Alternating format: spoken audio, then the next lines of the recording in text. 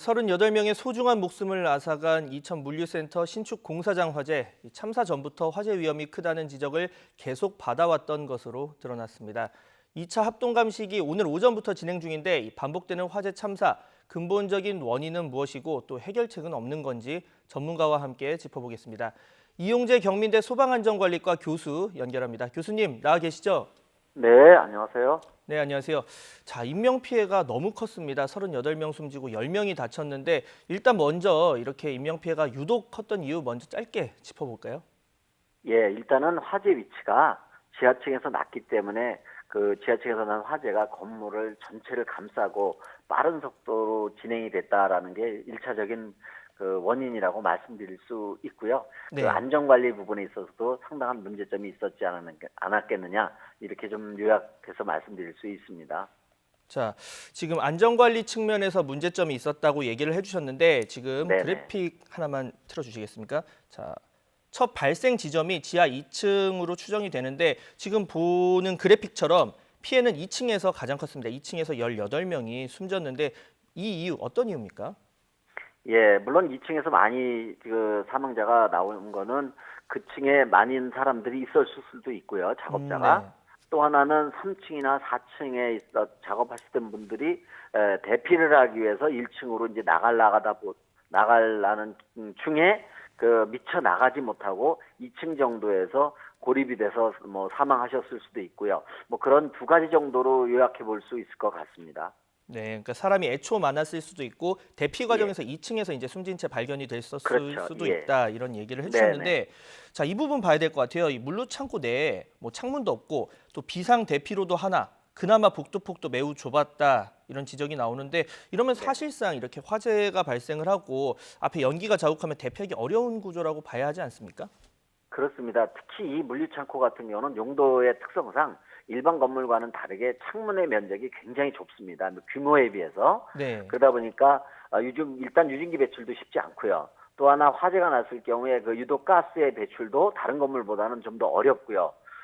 그리고 이제 거기에 그 폭발이 있었다라고 하는데 폭발이 있었다라고 하면 그것이 그 바로 화재로 이어지고 폭발이 있음으로 인해서 화재 그 진행 속도라고 할까요? 이런 것들이 일반 화재보다는 폭발을 동반하지 않은 화재보다는 굉장히 빠르게 진행이 되고 그러다 보니까 그 내부에서 일하시던 분들이 대피할 그 시간이 굉장히 짧아지는 그래서 인명피해가 컸다. 또 공간 구조상으로도 이게 좀 복잡할 수도 있고요. 그 아직 완성된 일반 건물이 아니다 보니까 대피하는데도 지어진 건물보다는 더 좀 어려운 여건이지 않았겠느냐 이렇게 그 추론해 볼 수 있습니다. 자, 이제 강론으로 들어가겠습니다. 이 현장 직원들의 이야기를 살펴봤을 때 크게 세 가지 이제 실정법 문제가 제기가 되고 있는데 그래픽 네네. 준비돼 있죠. 보면서 설명드리겠습니다. 먼저 이 용접 때 원래는 불꽃이 튀지 않게 덮개를 설치해서 그러니까 불이 나는 것 자체를 막기 위해서 덮개를 설치하게 돼 있는데 덮개를 사용하지 않았다. 이런 이제 현장 직원들의 증언이 있고 또 화재 위험이나 감시, 대피를 돕는 전담 인력, 그러니까 다른 일을 하면서 겸사겸사 하는 게 아니라 전담 이런 대피를 돕는 인력이 있어야 되는데 그것도 네네. 없었다. 그리고 네. 작업장 반경 5m 안에 용접할 때는 반경 5m 안에 소화기가 설치가 돼 있었어야 하는데 안 보였다. 뭐 이런 지금 현장 직원들의 증언이 나오고 있는 상황입니다. 이 부분 어떻게 봐야 네네. 됩니까? 그래서 객관적인 말씀을 좀 드리겠습니다. 네. 일단 이렇게 위험한 작업을 할 때는 그 근로자분들이요, 현장에서 일하신 분들을 대상으로 해서 위급시를 대비해서 교육 전에 그 최소한 안전 교육이요, 화재가 나면 어떻게 대처해라라든지 이런 교육이 됐는지 안 됐는지요, 그게 또 짚어봐야 될 부분이고 또 하나는 산업안전보건법이나 우리 소방법에서 요구하고 있는 그 화재 감시자의 배치가 제대로 됐는지 안 됐는지 또한 배치가 됐다라고 하면 이분이 현장에서 다른 업무를 본 게 아니라 오로지 이 업무만을 집중해서 할 수 있었는지 아닌지의 부분. 또 하나는 이런 위험한 작업을 할 때는 옆에 자재가 쌓여 있게 되는데 그 자재를 치우든지 아니면 치울 수 없는 여건이라고 하면 방화포라 그래가지고 이 덮개죠. 그거를 덮어놔서 불티가 튀지 않도록 해야 되는 이런 조치 등 또 소화기도 뭐 작업자로부터 5m 이내에 있어야 된다든지 이러한 것들이 현장에서 과연 지켜졌는지 안 지켜졌는지 이런 부분들을 정말 세밀하게 짚어봐야 될 부분이고요. 소화기도 마찬가지죠. 과연 작업자로부터 5m 거리 내에 그 소화기가 비치하고 있었는지 이런 부분들을 아주 면밀하게 짚어봐야 되고 그래서 거기에 대한 그 책임이라든지 이런 부분들의 그 중요한 요인들이니까요. 이런 것들이 지켜졌는지 아닌지가 그런 부분에 대한 그 조사나 이런 것들이 앞으로 철저히 좀 진행돼야 될 것 같습니다. 네, 불이 난 당시로 한번 가보겠습니다. 지금 폭발 원인으로 지목된 게 유증기인데 이 유증기가 기름 방울이라는 거거든요. 이 우레탄 그렇죠. 폼에 이 불이 옮겨 붙어서 생긴 건데 우레탄 폼에 이렇게 불이 옮겨 붙었을 때 위험성 어느 정도라고 볼 수가 있습니까? 예, 일단은 이제 좀 조금 더 상세히 말씀을 드리면요. 네, 하나 우리가 전제해야 할 거는 우레탄이라고 해서 무조건 위험하다라는 것은 아니에요. 아, 물론 무조건 일반적으로 위험한 건 아니다. 위험하다고는 예. 보지만 우레탄에도 종류가 있고요. 그 종류가 여러 가지가 있고요. 또 하나는 그 종류라는 것은 이제 다른 것도 있겠지만 거기에 얼마만큼 뭐랄까 난연성 있는 거를 그 첨가제를 넣어서 얼마만큼 난연성을 확보했느냐 아니냐에 따라서 그 우레탄도 다양한 종류들이 있습니다. 교수님, 그래서 난연성이란 건가 불이 잘 붙지 않도록 불이 하는 잘 어떤 안 붙고 혹시 붙다 하더라도 타는 듯 마는 듯 하다가 빨리 꺼져버리는 거죠. 네, 그게 네. 이제 난연성인데요. 분명히 이 부분이 설계나 이런 그 스펙에 있는 그 난연성 있는 것이 있음에도 불구하고 간혹 현장에서는 그 난연제를 섞어서 희석을 해서 이제 사용을 해야 되는데 일부 현장에서는 그런 것들을 안 지켜지고 그 난연성을 주기 위해서는 이제 좀 비용이 많이 추가가 되는 부분이 있으니까 그걸 안 하는 경우도 종종 있습니다. 현장에서. 그러니까 품질 관리가 제대로 안 되고 그게 그렇다면 화재 시에는 이게 같은 우레탄이라 하더라도 더 위험한 게 있고 상대적으로 훨씬 더 덜 위험한 게 있는데 이것을 정말 맞게끔 그 설계 기준이나 이런 거에 맞게끔 썼는지 안 썼는지 이 부분이 아주 중요한 포인트가 됩니다. 무조건 이게 우레탄이 위험하니까 앞으로 쓰지 말자, 쓰면 안 된다라고 하는 것은 좀 현실과 좀 거리가 있는 얘기라고 생각이 들고요. 그래서 현장에서 이런 그 안전과 관계되는 화재 안전과 관계되는 그 품질 관리가 제대로 됐는지 안 됐는지 이런 부분들이 좀 더 세밀하게 짚어봐야 될 부분이다 이렇게 말씀드릴 수 있습니다. 네, 이 뭐 난연성 부분 조금 이따 더 짚어보고 이 우레탄 폼과 함께 또 이제 지적이 되는 게 화재 때마다 이야기가 나옵니다. 이 샌드위치 패널인데 물류 창고 지을 때 왜 일단 샌드위치 패널로 짓는 거고 이거 안 쓰면 안 되는 건지 이 부분 궁금하거든요. 뭐 안 쓰면 안 될 건 아니겠지만요. 좀 현실적인 문제를 고려해 본다면 그 냉동 창고뿐만 아니라 일반적인 창고나 공장 같은 데서는 이 샌드위치 판넬을 굉장히 뭐 아주 거의 전면적으로 쓴다고 봐도 과언이 아닌데요. 왜 그러냐면 이 샌드위치 판넬이라는 게 좋은 점도 많습니다. 단가, 시공성, 공사기간 뭐 이런 성능이 아주 우수하거든요.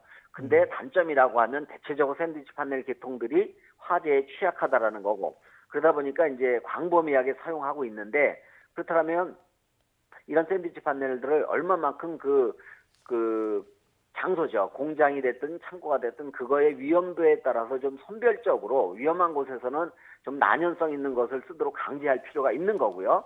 또 상대적으로 덜 위험한 곳이라면 좀 난연성이 좀 떨어지는 걸 써도 무방하고 이런 것들에 대한 좀 세밀한 그런 관련 규정이나 지침이나 이런 것들을 다시 한번 정비해 볼 필요가 있는 것이죠. 그 지금 말씀을 들어보면 이 우레탄 폼이나 아니면은 샌드위치 패널 같은 경우에 가성비가 좋아서 어쨌든 이런 그렇습니다. 안 쓸 수는 없다 뭐 이런 얘기를 예. 해주셨는데 그럼 쓰더라도 말씀하신 것처럼 난연성 재료를 첨가하든 아니면 외벽 불이 잘 붙을 수 있는 외벽 같은 경우는 좀 난연성 재료를 더 써서 불이 안 나도록 해야 하는 거 아닙니까? 이런 뭐 그렇습니다. 권고 규정이 그런 있는 건지 것들에 궁금한데요. 대한 세부적인 기준이 마련될 필요가 당연히 있는 것이죠. 근데 또 하나는 이런 부분이 있습니다. 그런 기준 마련하는 게 1차적으로 제일 중요한 부분이고요. 그 다음에 어떻게 보면 더 중요한 게 과연 그런 것들이 현장에서 얼마만큼 지켜질 것이고 그걸 얼마만큼 지켜지도록 감독을 할 것이며 이러한 세밀한 부분까지도 좀 제도적인 뒷받침이나 이런 것들이 보완될 때만이 좀 이게 개선될 수 있다 이렇게 말씀드릴 수 있습니다. 암만 규정을 잘 만들어 놓고 한들 현장에서 그것을 뭐 경제적인 논리로 인해서 안 지킨다면 무용지물이 돼버리는 거죠. 그래서 그런 것까지 좀 아주 세밀하게 그 제도적인 마련 이런 것들이 필요하죠. 그것을 지키지 않았을 때는 정말 그 엄청난 어떤 그 데미지가 가는 이런 그 벌칙이라고 할까요? 이런 것도 아울러서 마련될 때 이런 그 안전과 관계되는 제도들이 탄력을 받고 정착될 수 있다. 이렇게 좀 말씀드릴 수 있습니다. 그러니까 규정도 중요하지만 그걸 지키는 사람들도 중요하다 얘기를 해주셨고 그렇죠. 그러려면은 당연히 이제 뭐 양벌 규정이라던가 처벌 규정 이런 것들도 예. 현실적으로 더 돼서 정말 안 네. 지키면 이 공사를 강행하는 것보다 손해가 가도록 해야 할 것 같습니다. 자, 다른 이야기 좀 해보면 뭐 연기가 아주 금방 번졌는데 그래도 78명이 동시에 작업하고 있던 현장입니다. 만약에 뭐 지하 2층에서 불이 났는데 지상 2층, 3층, 4층으로 좀 빠르게 전파가 됐으면 이렇게까지 피해가 크진 않았을 것이다. 뭐 이런 지적도 나오거든요. 물론 그렇습니다. 이게 사고가 나고 그 화재가 났다라는 사실이 근로자분들에게 빨리 전달이 돼서 예컨대 뭐 비상 방송이 있다든지 이래서 네. 무조건 뭐 화재 진압보다도 더 중요한 게 인명 안전이지 않습니까?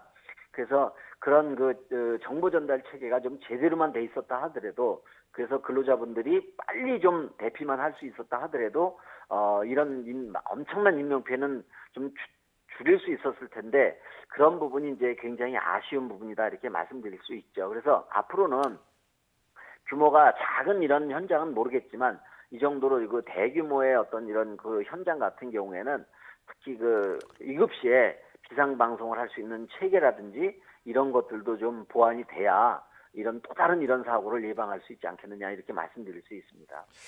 네, 마지막으로 하나 질문 드리겠습니다. 이렇게 밀폐된 환경에서 일하는 근로자분들 많은데 만약에 이런 화재가 발생하면 물론 안 되겠지만 불이 안 붙게 해야겠지만 발생을 한다면 좀 어떻게 해야 할지 또 당국 차원에서는 어떻게 접근을 해야 할지 인명피해 최소화의 관점에서 좀 이야기해 주신다면요. 예, 뭐 대비도 이제 철저히 하고 제도 정비도 해야 되겠지만 현장에서 특히 뭐 평상시 위험하지 않은 작업을 할 때는 의미가 없는 얘기겠지만 이렇게 위험한 그 유증기가 발생되거나 화재 위험이 있거나 이런 그런 작업이 진행되기 전에는 그때 안전 교육이 뭐 몇 달마다 하는 거 이거 필요 없고요. 그때 어떤 기본적인 안전 교육이 따라야 되겠고요. 그다음에 또 하나는 우리 근로자분들도 이런 위험한 작업을 할 때만큼이라도 지금 시점에서 어떤 사고가 났을 때 나는 어디로 대피할 것인가를 정말 30초만이라도 작업 전에 한번 이렇게 머릿속으로 생각해 보시는 것도 아쉬운 얘기지만 좀 추가를 하고 싶습니다. 네, 그러니까 작업 전에 30초 정도라도 동선, 그러니까 만약에 사고 그렇죠. 발생했을 때 어디로 내가 빠져나갈지 일로 도망가겠다 이런 네, 정도를 그런 예. 것들 좀 주의가 필요해 보입니다. 지금까지 이용재 경민대 소방안전관리과 교수와 함께했습니다. 오늘 말씀 감사합니다.